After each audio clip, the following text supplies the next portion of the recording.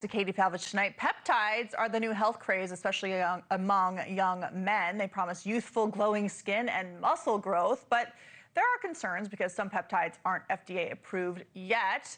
They're also mostly sold through an unregulated online gray market, costing up to $600 per vial, not including pricey monthly membership fees.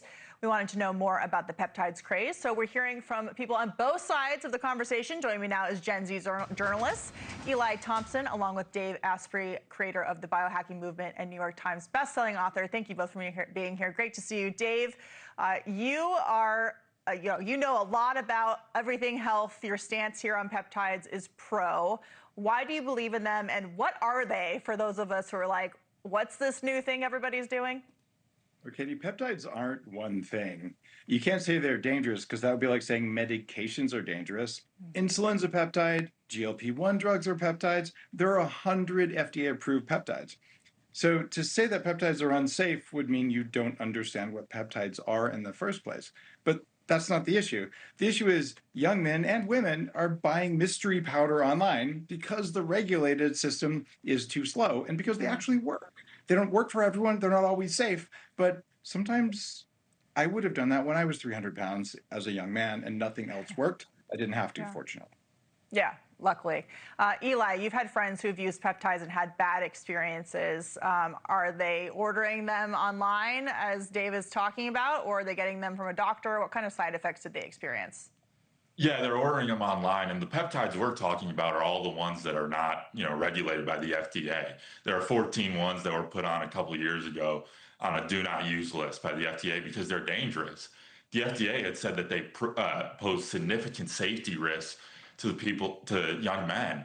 And the idea that now we're just going to say, okay, we're going to regulate it like many, like Dave, RFK say, is just crazy because it's not regulated. There's been many side effects. Business Insider just had a report that talked to 6 different doctors that all said that they had patients with allergic reactions that were almost close to deadly. So the idea that we're just going to allow peptides to be used, even though we have no, investigations that show that they're safe, is crazy.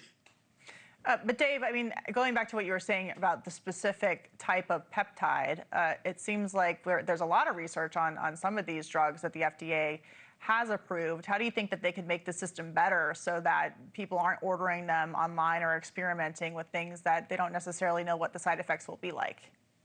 Well, there are a lot of things that there's research on, like Epitalin has been used for 50 years in other countries. And the FDA didn't say these are dangerous. The FDA didn't approve them a long time ago, but they refused to do the science. So the rest of the world did the science, and the US was left behind. And young men aren't dumb.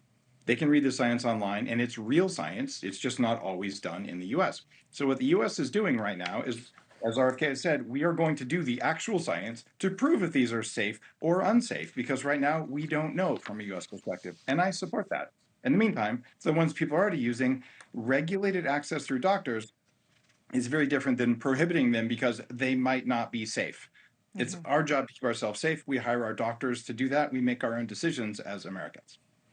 Eli, in terms of what young men are doing and the lengths that they're going to be in the wellness space or to make themselves look and feel better, this is not necessarily a pill. A lot of these things are injections. Do you see this as a generational issue, or do you see this as a long-term health pursuit? I think it's a long-term health pursuit. I think, many of them are turning to these to get stronger, to look better, but it's dangerous. And I think that they need to better understand the impacts that these drugs are going to have. Like the FDA said, one of the drugs is BPC 157, which has become very popular among young men. But when the FDA has done some investigations, other people have done investigations, said it causes strange rashes, increased fatigue, and vision problems, and increases angiogenesis, which is a major factor in cancer. So the idea that there is no health side effects to many of these drugs is just ridiculous. Well, it just seems like maybe there needs to be a case-by-case analysis of these types of drugs, and the FDA maybe needs to do more work, as RFK Jr. has said. We got to run, but we're looking forward to continuing this conversation another time. Dave Asprey, Eli Thompson, thank you for joining me. Great to see you. Thank you. Thank you. Thank you for watching. Subscribe below and download our NewsNation app right now on your phone, and you will get fact-based, unbiased news for all Americans.